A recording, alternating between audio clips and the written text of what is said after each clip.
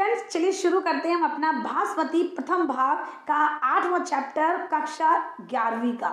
ठीक है, तो इस चैप्टर की हम प्रश्नोत्तर भी करेंगे और हिंदी में करेंगे और इसका पूरा संक्षेप में हम इसको जानेंगे।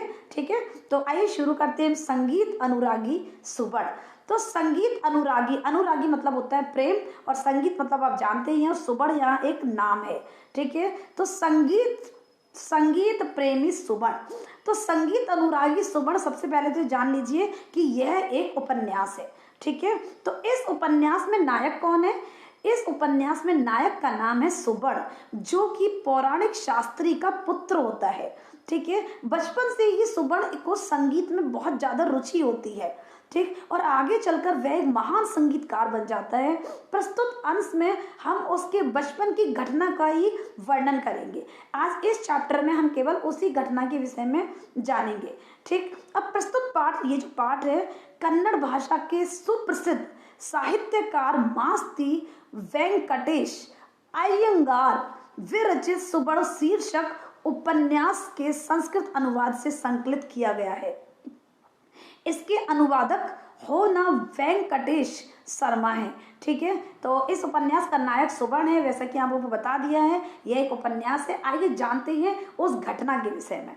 देखिए, एक बार क्या होता है, सुबड़ नामक एक बालक की संगीत में सहज अभिलाषा थी। ये एक प्रश्न बन सकता है कि सुबड़ की अभिलाषा किसमें थी? तो आप बता सकते हैं कि सुबड़ नामक बालक की सहज अभिलाषा थी संगीत में। ठीक है, ये एक प्रश्न हो सकता है अपना।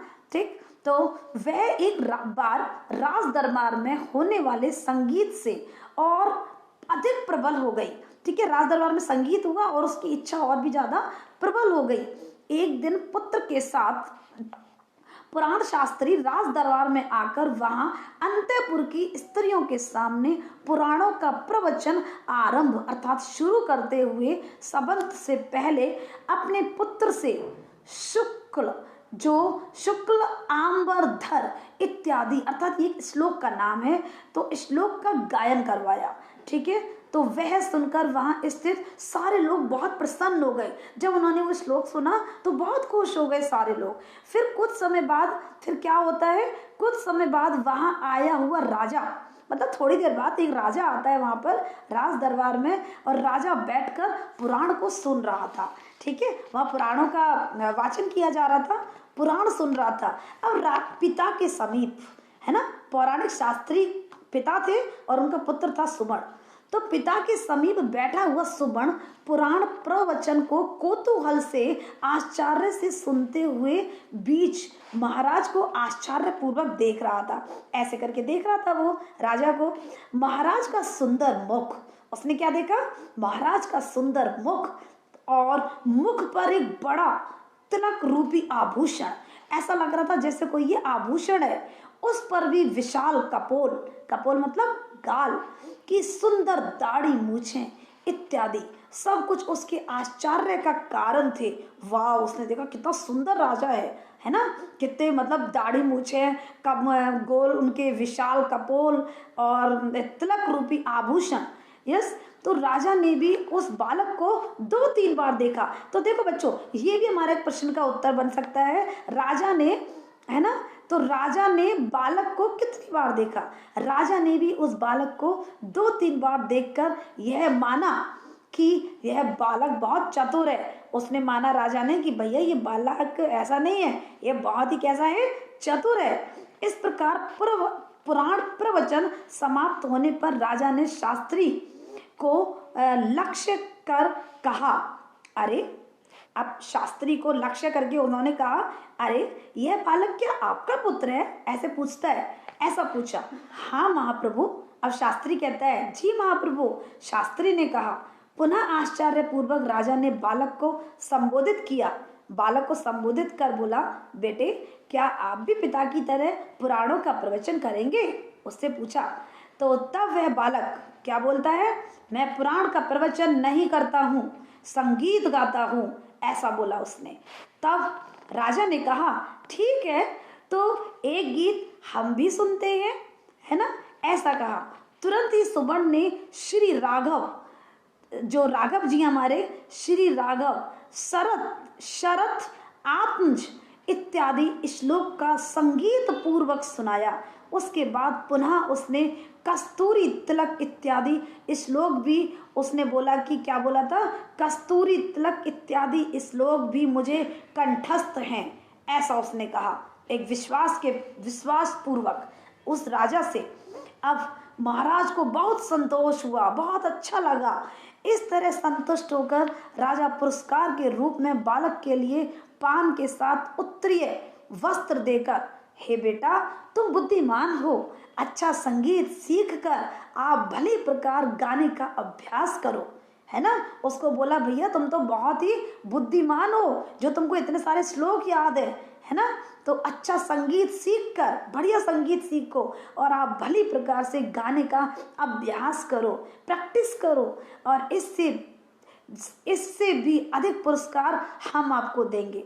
ऐसा बालक से कहकर पुनः शास्त्री को लक्ष्य कर कहा, अरे शास्त्री के पुत्र तुम चतुर हो, है ना, अरे शास्त्री के पुत्र तुम चतुर हो, अध्ययन ठीक प्रकार से करो, प्राय आप महान निपुण होंगे, ऐसा कहा। और उसके बाद शास्त्री और उसका पुत्र घर पर लौट आए। तो ये हमारा संक्षेप में छोटी सी कथा, जैसा कि आपको समझ में आ गया होगा। तो अब करते हैं हम अपने इनके प्रश्नों के उत्तर। तो प्रश्नों के उत्तर कुछ इस प्रकार है। पहला हमारा प्रश्न पूछा गया है अभ्यास प्रश्न में, सुबड़स्य सहज अभिलाषा कस्मिन् आसीत। तो मैंने आपको बताया भी था शुरू में ही, सुबड़ की सहज अभिलाषा किसमें थी, हमने शुरू में ही आपको बता दिया था। तो सुबड़स्य सहज अभिलाषा संगीते अस्ति, तो किसमें थी, सुबड़ की सहज अभिलाषा संगीत में थी। ये प्रश्न का उत्तर हमारा आ चुका है। दूसरा, पौराणिक शास्त्री केन सह राजभवन आगच्छत्, पौराणिक शास्त्री किसके साथ राज दरबार में गया। तो पौराणिक शास्त्री किसके साथ गया था, पौराणिक शास्त्री पुत्रेण सह, अर्थात पुत्र के साथ राजभवनम आगच्छत्, वह पौराणिक शास्त्री पुत्र के साथ राजभवन में आया। अगला प्रश्न, पौराणिक शास्त्री स्वपुत्रेण किम गापयामास, पौराणिक शास्त्री ने अपने पुत्र से क्या गववाया, गाप या मास अर्थात गववाया। पौराणिक शास्त्री ने स्व मतलब अपने, पुत्र मतलब पुत्र, किम मतलब क्या, गाप या मास मतलब गववाया। तो क्या गववाया था, पौराणिक शास्त्री, देखो प्रश्न में से ही लेंगे हम, पौराणिक शास्त्री स्वपुत्रेण, अब किम की जगह हम यहाँ पे अपना उत्तर लिख देंगे, शुक्ल आंबरधर इत्यादि श्लोक गाप या मास, किम के स्थान पर उस श्लोक का नाम लिख देना है, हमारा आंसर हो गया। आगे ठीक है। तो अगला प्रश्न है, पुराण प्रवचनम श्रवणम सुबड़ः महाराजम कथम पश्यति स्मः, पुराण प्रवचन अर्थात पुराण प्रवचन सुनते हुए सुबड़ महाराज को कैसे देखता है, कैसे देखता था, स्मः, तो पुराण प्रवचन श्रवण सुबड़ा महाराजम सविस्मय अर्थात आश्चर्य पूर्वक देखता है। पूरा का पूरा ऐसा ही आ जाएगा, कथम की जगह लिख देंगे हम क्या, सविस्मयम, ठीक है। और पूरा का पूरा आंसर हम ऐसा कैसा फीड कर देंगे, पूरा क्वेश्चन लेंगे और कथम के स्थान पर सविस्मयम लगा देंगे, बस सविस्मयम अर्थात आश्चर्य पूर्वक। आगे, महाराजा से विस्मय कारणम किमासीत, है ना, तो महाराज के आश्चर्य का कारण क्या था। अब पूरा आप देखिए प्रश्न ऐसा का ऐसा रखेंगे, केवल किम के स्थान पर अपना आंसर फीड कर देंगे। ये देखिए, महाराजस्य विस्मरणम कारणम किम आसीत, महाराज के विस्मरण का कारण क्या था, आश्चर्य का कारण। तो महाराजस्य सुंदरम मुखम, है ना, सुंदर मुख, मुखे बृहत्तिलक अलंकारः तत्रापि विशालस्य कंठस्थलस्य शोभावयम्, अर्थात महाराज का सुंदर मुख, मुख पर बड़े तिलक का आभूषण और उसमें भी विशाल गाल पर सुंदर दाढ़ी मूछें इत्यादि सब कुछ आश्चर्य का कारण था। आपको हमने आपको बता दिया है ये एज इट इज। आगे, राजा बालम कतिवारम अपश्यत, है ना, राजा ने बालक को कितनी बार देखा था, जी हाँ 2-3 बार देखा था। कति के स्थान पर 2-3 बार लिख देंगे बस, ठीक है। तो द्वित्रिवारम अपश्यत, राजा बालम द्वित्रिवारम अपश्यत, ठीक है। कति के स्थान पर अपना आंसर लिख देना है। राजा बालम किम अपृच्छत, राजा ने बालक से क्या पूछा था? राजा बालम अपृच्छत कि क्या आप भी पिता की तरह पुराण का प्रवचन करोगे? किम भवान अपि पितृवत, अर्थात पिता की तरह, पिता के समान पुराण प्रवचनम करिष्यति, है ना, करिष्यति भविष्य काल, है ना, फ्यूचर टेंस करोगे। अब अगला प्रश्न, सहा बाला राजनम किम व्यवहारात, अर्थात वह, सहा मतलब वह पुल्लिंग, तो वह बालक राजा से क्या बोला? अब वह बालक राजा से बोला, मैं पुराण का प्रवचन नहीं करता, मैं तो संगीत गाता हूँ, है ना। अब उसने क्या बोला? सहा बालः राजा न व्यवरात कि अहम पुराण प्रवचनम ना करोमि संगीतम गायामि, अर्थात मैं तो संगीत गाता हूँ, पुराण प्रवचनम ना करोमि, मैं ये नहीं करता हूँ।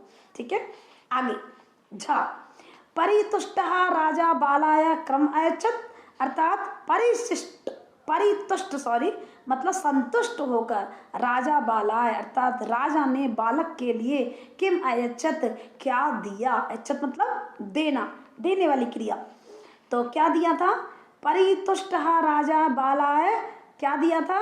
तो संतुष्ट होकर राजा ने बालक को पान के साथ उत्तरीय वस्त्र दिए थे, शताम्बूल त्रियम वस्त्रम अयच्छत। ठीक है, तो किम के स्थान पर लगा देना है अपना आंसर, पैराग्राफ में से देख लेना है।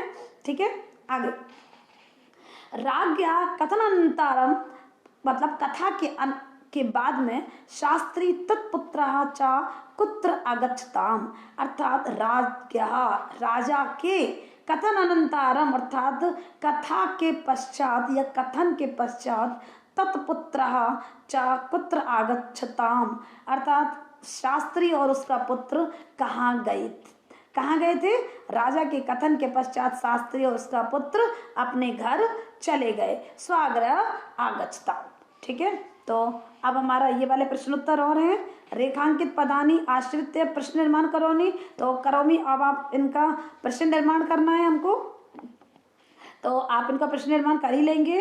तो हो गया हमारा ये 5 विशेषण विशेष्य हैं, इसमें आप इनको कर लेंगे। ठीक, तो जैसा कि, और फिर हमारा आश्रय स्पष्ट करना है। ठीक, तो इस तरह से हमारे प्रश्नोत्तर हो गए हैं। तो मिलते हैं अगले पाठ में प्रश्नोत्तर के साथ में। तो ये वीडियो हमारी खत्म हो चुकी है, अब हम करेंगे 9वां चैप्टर। ठीक है, तो चैनल पर बने रहें, और अगर आपको कुछ और भी इसमें आपकी जिज्ञासा है तो आप हमको कमेंट बॉक्स में लिखकर बता सकते हैं। ठीक, तो 12 या 13 मिनट के अंदर आप इस पाठ को क्रैक कर सकते हो, अर्थात इस पाठ को अच्छे से सीख सकते हो। धन्यवाद।